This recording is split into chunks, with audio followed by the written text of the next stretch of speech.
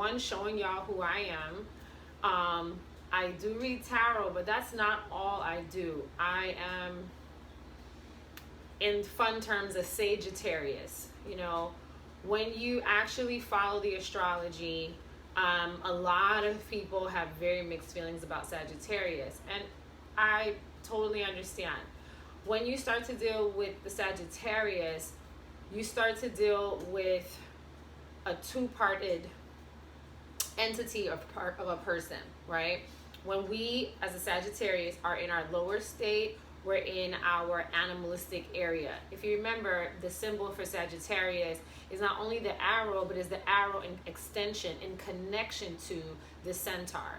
The centaur being a mythical creature out of the Greek mythology, which then stems even further back into tons of other astrology as well as mythology, going into Persia, going into Kemet, which are societies that lead up to the Greek society, lead up to the Roman society. Now, when you're talking about the centaur, the top half is human and the bottom half is horse. When a Sagittarius is in their lower self, usually when they're not very mature, when they're not quite at the place of maturity and enlightenment, they are in their more animalistic selves. They're gonna party, they're gonna drink, they're gonna run in herds just like a horse. They want more action, they want more fervor, they want more fire, right? The Sagittarius house is the last sign in the fire family. Leading off the fire family is Aries, and secondary middle child is Leo, although they make sure that, you know, they run this, right? But the third child is the Sagittarius. And so when you're looking at the family of fire, you're looking at Aries, red fire. At the beginning of a camp, like a campfire, a campsite, when you're starting the fire, that's Aries. You need that switch, you need that spark, you need that click of like, I need some new idea, I need something fresh. Fire represents not just passion, and it represents creativity, especially in the tarot framework. We utilize fire or wands, because fire is represented in the wands house as energy, right? If you want something done, you need fire to get it going. You want to cook, you need fire to get it going, you know? So the fire house is, the fire family represents that, a lot of creative energy. Aries is that kickoff. It kicks off all the zodiacs to get into their place and do what they do, baby. And then Leo is when that sort of campfire is not started anymore. It's going, it's flowing, it is glorious, it is mesmerizing, it's so attractive. That's Leo, that mane, that attractiveness, that like pulls you in, that does that dance with you. That's the beauty of the Leo, right? It's roaring, that fire is roaring, right? And so now when you get to Sagittarius, what happens? You know, that middle roaring is not going to stay. It's going to die down. And Sagittarius is actually, once that roaring Leo dies down and it's not quite dead, that fire in that fireplace is not quite dead, but if you actually are watching the flame, it started at red with Aries, and it went into this golden yellow with Leo, but then when it comes down, it goes into blue. It goes into the hottest form. You know, if you cook on a gas stove, you know that fire is blue at its root, right? And so at the root, Sagittarius likes to get to. Sagittarians are known to be truth tellers. Sagittarians are straight arrow, but they are connected to the root in a lot of ways. That groundedness with that horse part of them brings back to the root and to the earth and to the shore of the matter, okay? And so when you're there, in order for it not to die down, the fire needs more stimulus. It needs more aspects of putting on, whether it's wood or acorns or whatever you do, right? Straw. If we're keeping that metaphor, Sagittarian always need the stimulus. They don't want to die down, but that's also why they get bored very, very quickly. They move on very quickly because they need a new stimulus to keep them moving. So when you're dealing with the Sagittarius, keep all of that in mind in the conversation. And we're still dealing with the lower part. We haven't even gone to the higher part. And the higher part being the human part, being the philosophical part, being the one that actually is thinking larger and expanding because Jupiter is one of the ruling planets. I mean, well, is the ruling planet of Sagittarius, but as far as Jupiter has many, Jupiter is all about expansion, the Midas touch. Jupiter has many areas that he rules in, but Sagittarius is really where he sits. And so you have this expansive energy really, really seated rootedly in Sagittarius. So that's why Sagittarius has to think larger, has to push the boundary, has to shoot for the stars, not just for something in direct close. They want to shoot farther to see what they can actually get. And that perpetuates that new stimulus, right? So I just want to give that to you because I am a Sagittarius, right? And I'm not just a Sagittarius sun, I'm also Sagittarius rising.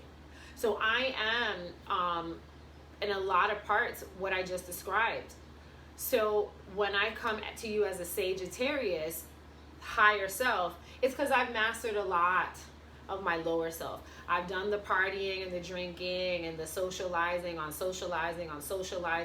but all of that informed my questioning of like, why are so many people who are talented and beautiful not necessarily thriving, and we're barely surviving? And I started asking serious questions like that. I started observing patterns, and that is when the transition from lower self into higher self starts to happen with Sagittarius. And Sagittarius are some of the best teachers, y'all.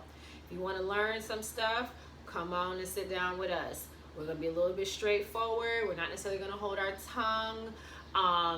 You're going to have a colorful time. You're going to have a great time. Unlike other teachers and sages and gurus, we don't really do well with the very like thin guru, I starve myself. Like we are about feasting.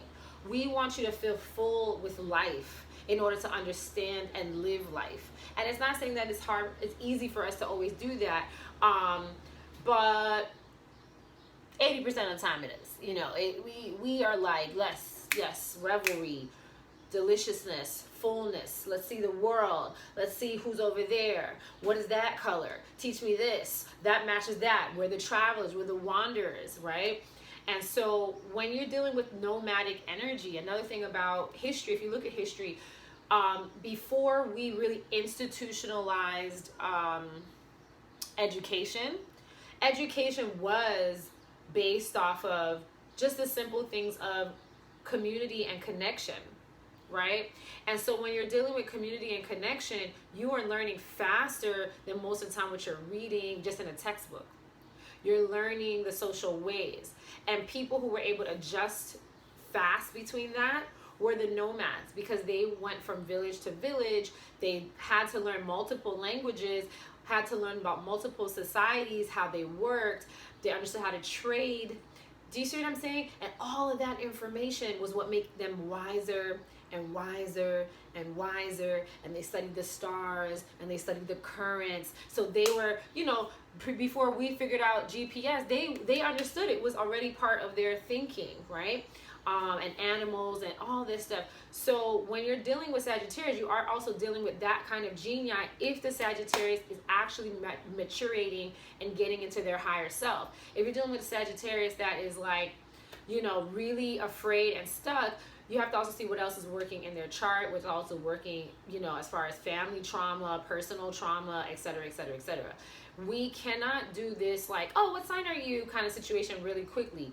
If you don't really understand the girth and like the width of how all these systems work, if you don't understand that we on the Western Hemisphere really deal tropical astrology, but we don't really deal with like Vedic or sidereal astrology because it gets too deep in the weeds. It gets actually back to our indigenous knowledge, and we're still struggling to really prepare for that, y'all. A lot of us, if not most of us, okay?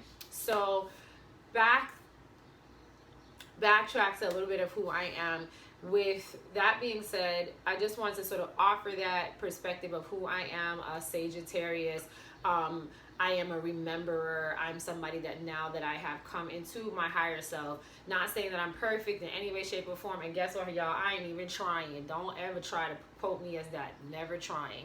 I'm never trying to be perfect. I'm just trying to be my best self, truly, while I'm while I've chosen to live this life on this earth. Okay, so as I say that to say, there are things that help with that and routines that help with that every day. One of those routines for me is emotional freedom technique. This is nothing new. I've actually been doing it for a while. I probably would say now more like 5 years about. And what I think is so interesting is that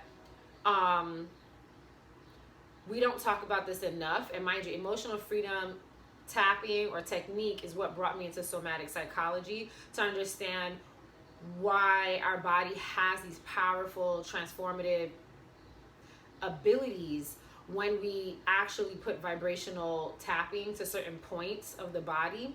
And with that being said, it made me understand the nervous system more, trauma in the nervous system, yet release in the nervous system, especially as a Black woman, and coming from a lot of the historical traumas that my ancestors have been through, and even in today's world now. So I just really want to explain a little bit about that. Maybe another video I'll do that, but right now I just wanted to give you a snippet to understand why. If you do want to learn with me, if you do want to see more information or hear more information, please speak up.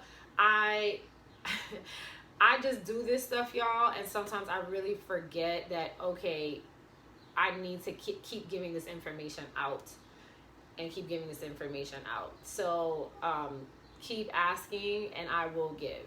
You see what I'm saying? And in return, help me out, you know. Recommend me to other people, especially if I've helped you, especially if you're inspired by me, because this is now the life I'm living. I have really retired from a very typical Western modern day lifestyle in a lot of ways, not in all ways, y'all. Hello, I'm still videotaping. I still got lighting equipment here, let's be real. But as far as how I structure my day, as far as how I deal with clients in this position, as well as I do business in other ways, I really just want to sit with the knowledge, utilize it, and help others either remember themselves or integrate new information with what they've already have as a resource. So thank you for your time. Take care.